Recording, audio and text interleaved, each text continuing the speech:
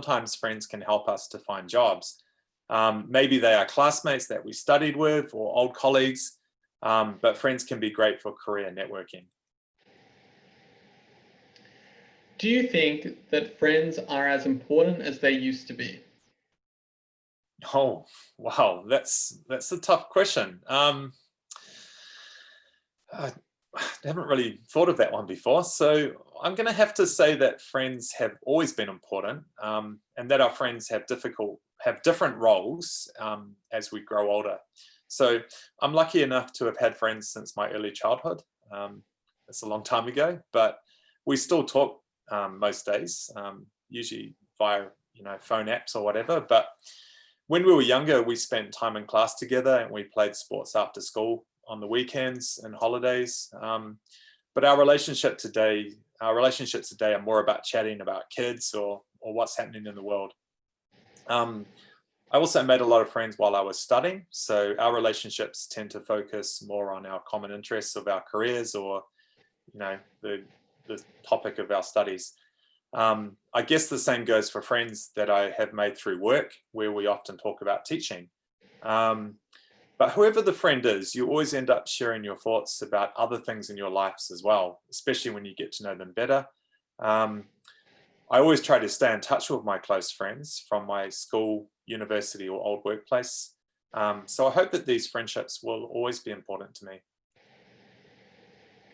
How are friendships different now from in the past? Well, in addition to the types of activities that I did with friends when I was at school, such as playing sports, to the things that I do now, I would say that the way we communicate with our friends is the biggest difference.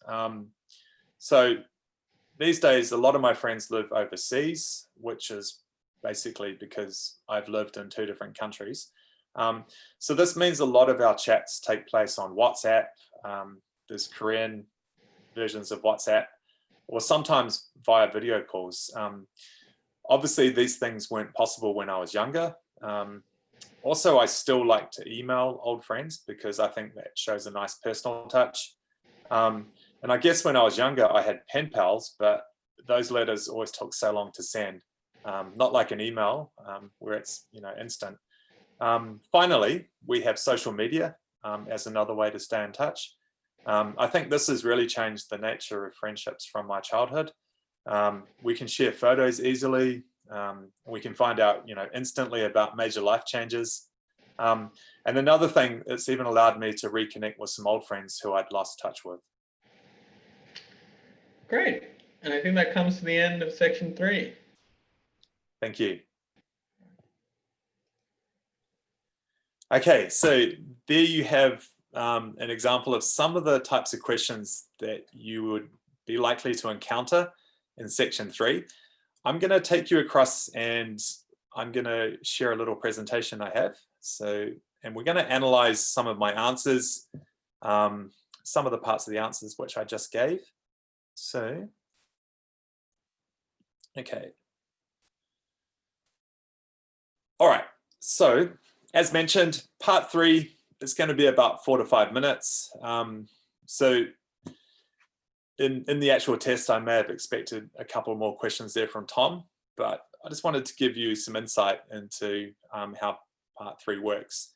So obviously you saw Tom, the examiner, asking me questions, very different from part 2. Here is what, this was the actual part 2, which I did last week. As mentioned, it was about a friend. With this though, I get given my test card and there's no interaction from the examiner. I just need to take those prompts, the 3 prompts here with the bullet points, and I need to spend 2 minutes expanding upon those. That's called a monologue. I wouldn't say that part 3 is a conversation because, as you can see, Tom just asked me one question and then it's up to me to expand my answer. So I'm just going to flick back and just say that that's so important that with part 3, I still need to expand my answers. Now, you never want to be in the test and see the examiner doing this, trying to get more information out of you. You need to keep talking. don't guess, don't think, oh, that must be enough. Just keep talking. I'm sure the examiner will tell you when to stop if he or she thinks you have given enough information.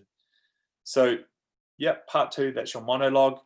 So here are the questions which Tom asked me. So basically, if you have any IELTS preparation books, you can see that often those questions are organized by category. So the first category, you could think about them as being the importance of friends. So he asked me those 2 questions, and I'm just going to analyze parts of my answers.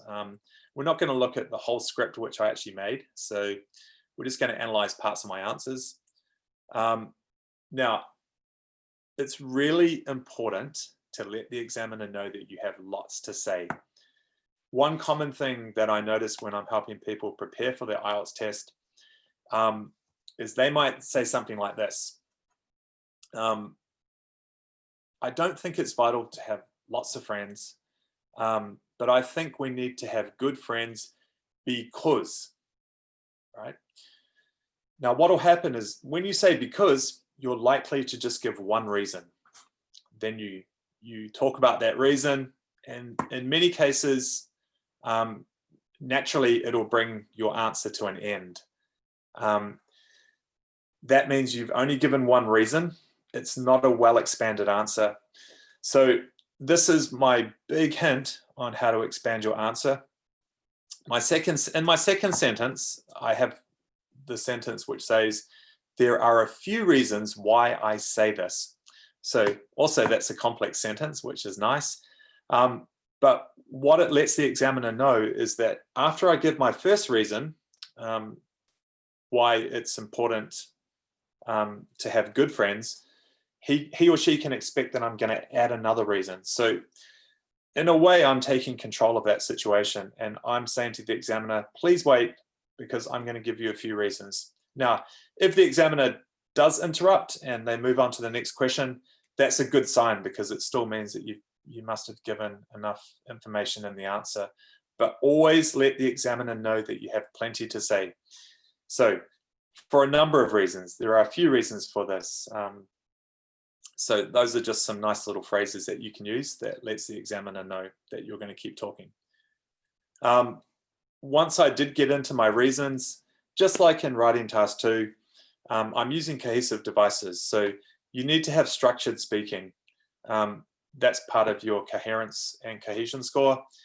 In the speaking test, it just comes under the bracket of fluency. So as well, so it needs to be organized. So the way I organized it is I said that I have reasons that I'm going to talk about. When I introduce each reason, I use a cohesive device. First of all, most of us have busy lives. Next, I think that friends are usually people who understand each other well. So the examiner knows clearly, he can hear from my signal words, my cohesive devices, that I'm on to my next reason. So something as simple as that is going to make your speaking test sound better organized and easier to understand. Okay, here is also how I expand my answers. And again, this is probably the second most important thing that I tell students when they're preparing. Use real examples, right? So this is a really unnatural way of speaking. When we have a conversation, it's two-way and there's lots of questions backwards and forwards. It's not the case in the IELTS test. You just get given one question and it's up to you to expand that answer. So for many people, me included, it's really hard to just keep talking and just to try and expand the answer without having anybody interacting with me. So this is why I like to get straight on to giving an example, because what that means is I'm engaging my memory, right? So as humans, we're all storytellers. You think about conversations that you have with people. Usually you're exchanging information, exchanging stories, experiences. So I just bring that natural element of speech into my answer. And what I did is I said, for example, the other day I was having a rough day and it was great just to be able to share my feelings with my friend, and I felt much better after that. Now, if I really wanted to, I could have actually given more details about what happened during the day. I could have said what the advice my friend gave me, if I really wanted to. But, you know, I'm still using a real life example, right? So when you think about things that happened in your real life, it's going to be much easier for you to keep talking in the test. Whoops, I've gone the wrong way. So in terms of the vocabulary, so this is one difference, and I've spoken about this in the other speaking test webinars. It's this expression called idiomatic language. So when you did hear my answers, hopefully, maybe not, maybe you didn't pick up on this, but I used a idiomatic phrase, an idiom, and it means, well, play Cupid means to matchmake, right? So friends can also introduce us to other friends or even play Cupid. So again, Cupid is from Greek mythology.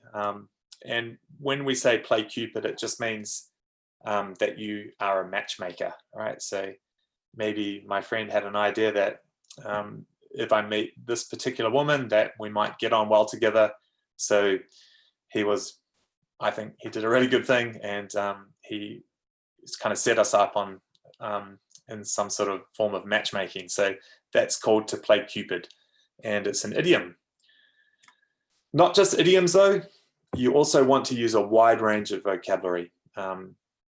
So I thought in my answer, carbon footprints is, demonstrating that I have a wide vocabulary. So here I talked about friends carpooling, and when I think about cars, the connection I made was with the carbon footprint. So in terms of carpooling, that just means that a group of us go in one car. So we only have one car instead of 3 or 4 cars. That means that we're not emitting as many carbon emissions, right? So carbon footprint means how much of that carbon you use on a daily basis. If that's a new expression for you, here's one that you can learn. So this is the second set of questions which Tom asked me. You can think about these as being related to changing friendships, right? So now, when I answered the first question, do you think friends are as important as they used to be? This is definitely a tough question. If someone asks you this question randomly in everyday life, you're not going to have an immediate answer for it. So, and same, if somebody asked me that question, I would need a little bit of time to think about that. Unfortunately, in the IELTS test, you can't sit there in silence. You need to keep talking. So this is called buying time. What I did is I said, wow, that's a tough question, or this is a tough question. I'm gonna have to say that. So I'm still talking. I'm still showing that I have, I've understood the question. But during that time, what I'm doing is I'm thinking about my answer, right? Even though it's only a few seconds, it's buying me enough time to think about my actual answer to the question. And finally, also use a wide range of grammar. So this is a kind of sentence that you could actually memorize if you wanted to buy time in the exam. Just said what I've said here. So, and if you can memorize this little phrase or these set of sentences here, then you have a built-in complex sentence. So I am going to have to say that, right? So what follows will be another clause, which makes it a complex sentence. So this is definitely one which you can put in your memory. If you get a really hard question that you need a bit of time to think about, just repeat what I've said here. Then you're going to have a complex sentence, and you're not going to be sitting there in silence, which is probably even more important. So finally, another way of using a range of grammar is just use different tenses. Again, that's why it's really important to give examples. So when you're giving examples, quite often you're naturally going to be talking about the past. Usually, stories are about things that happened in the past. So with the question, do you think friends are as important as they used to be? in the middle of the answer there, I said, we, as in me and my friends, we still talk most days, but when we were younger, we spent time in class together and played sports after school. So obviously I'm using simple past there, one of the past tenses. And also, not just past tense. You can also talk about future plans or make predictions about the future. In this case, I hope that these friendships will always be important to me. So the use of will to talk about the future. So the more examples that you get, that you integrate into your answers, the more examples you use, by nature, naturally you're going to be using more tenses because you're going to be talking about plans, or you're going to be talking about the past. That's why just get into your examples as quickly as you can, especially in parts 1 and parts 3. That's going to help you the most. So, as I mentioned, this was webinar 36. I've really enjoyed producing these webinars for what was most of it the lockdown period here in New Zealand. We are out of our lockdown period now, and at this stage, we have a lot of webinars that you can watch again. So if you do watch the replays on the grade site, please feel free to add some comments in the comment section. I'm still going to be around to answer any questions that you may have. We're going to take a little break from the webinars for a while, but I hope wherever you are, even if you're watching this as a replay, I hope you're safe. Please take care and keep in touch via the grade site with your questions. I'd love to answer any questions that you may have. Bye for now.